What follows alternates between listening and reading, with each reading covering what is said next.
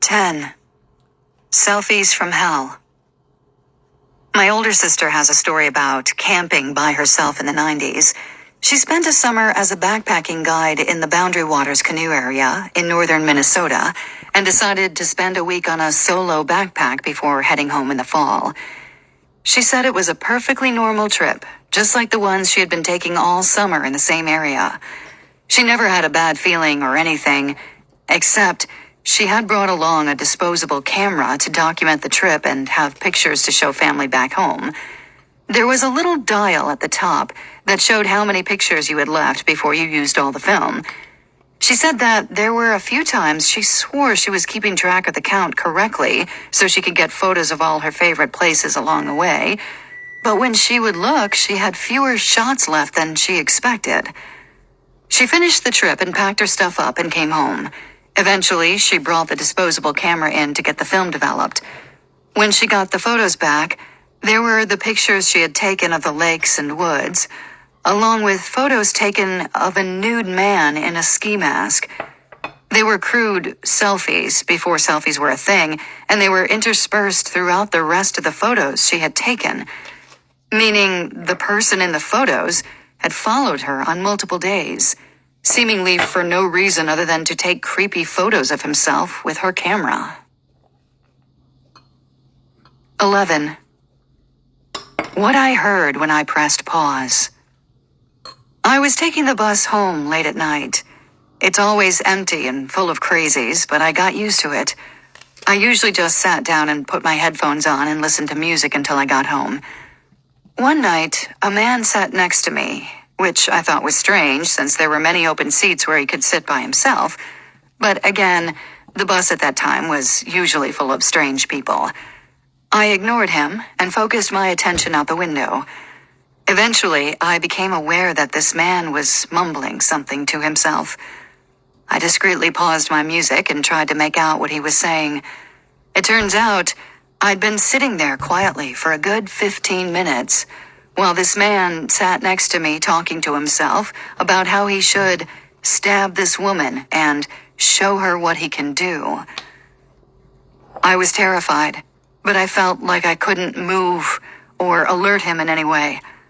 I didn't know if he would get angry or aggressive if I tried to get up, so I was forced to sit there quietly listening to him until 10 minutes later when he finally got up and got off the bus. 12. She didn't tell me someone died there. One summer during college, I took a job as a counselor at a Girl Scout camp. I was in charge of a cabin full of girls that would change from week to week as new campers came in, but I stayed in the small cabin all summer. As time went on, I noticed weird stuff happening. Girls complained of nightmares, which I thought was normal, except that all the girls seemed to be having the same nightmares. They all talked of a mean old man who had a scar on his face and chased them through the camp up to the cabin where they locked themselves inside while he banged on the doors and windows. There were other strange things too. Returning to the cabin to discover the lights on while we'd all made sure it was off before we left as a group for dinner or an evening activity. Meals were mandatory and activities were camp-wide. No one should have been off on their own to turn the lights on once we'd left the cabin for the evening. I also noticed that any food or water bottles I had in the cabin tended to disappear. At first, I blamed the girls because they weren't allowed to have food of their own, so I thought maybe they were looking through my bags to steal the candy bars I'd stored there for a little pick-me-up. But again, like with the lights, there just wasn't any reasonable time in which anyone would be alone long enough in the cabin for them to go through my bag unnoticed. At the end of the summer, the girls had gone home and the staff spent a tiring weekend packing the camp up and cleaning everything from top to bottom. On our last night, we were having a big bonfire and socializing and generally having a great time saying goodbye to each other. As I was getting ready to return to my cabin for one last night of sleep, the camp director came up to me and asked in a kind of strange way how the summer had been. I told her the campers were exhausting at times, but that I really enjoyed the work and I hoped to be back next summer. She pried a bit more, and eventually I realized she was asking if I'd noticed anything strange about the cabin.